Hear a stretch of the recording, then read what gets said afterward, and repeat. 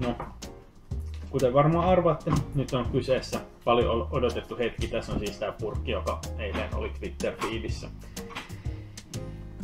Ja niin kuin näette, siinä on päivämääräkin kohdallaan.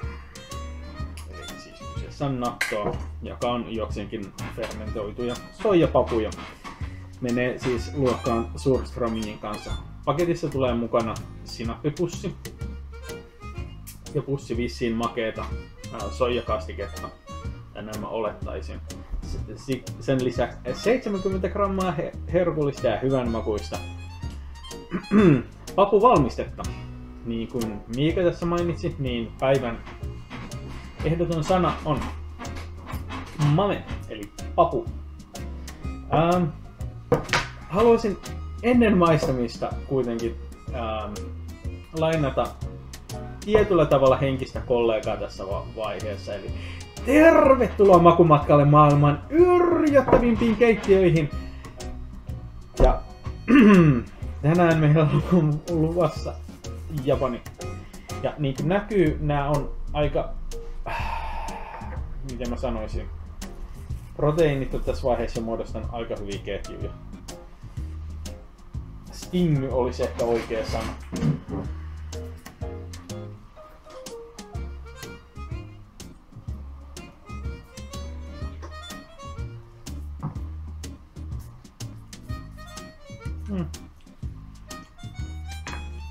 Mitenköhän mä sanoisin? Tämä maistuu vähän niin kuin se olisi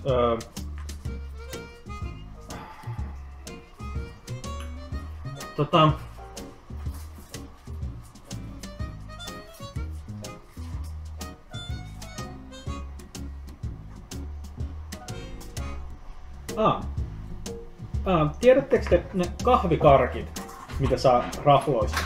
Kuvitelkaa semmonen jumittuneena jonnekin sohvan kulmaan vuodeksi.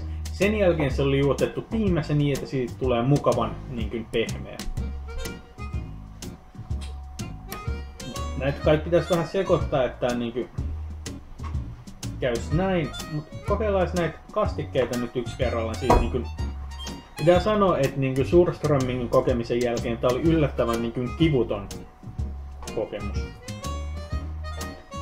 Sitten laitetaan soijat, lisää samaa papua, mutta toisella lailla fermentoituna.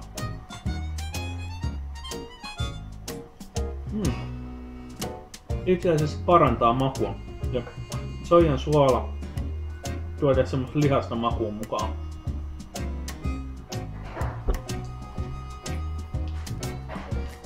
Itse asiassa tämä on aika hyvää. En ymmärrä niinku miksi tätä olisi niinku parjattu näinkin paljon.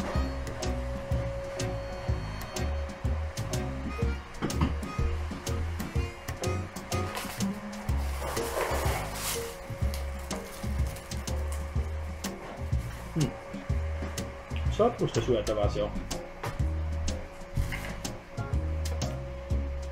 Ja siis se haju ei oo mikään niinku paha ja siis mieto.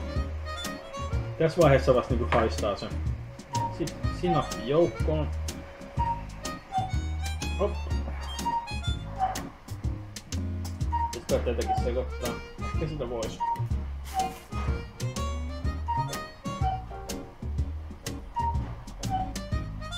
Oi, siistiä. Kattokaa mitä siihen käy. Se itse asiassa ei pääse sekoittumaan, koska toi lima on muodostunut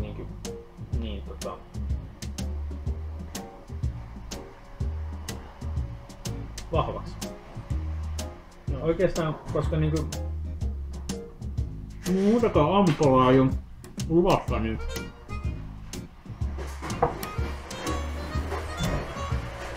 eikö nyt tämän koko pöntön tässä vedä. Over and out.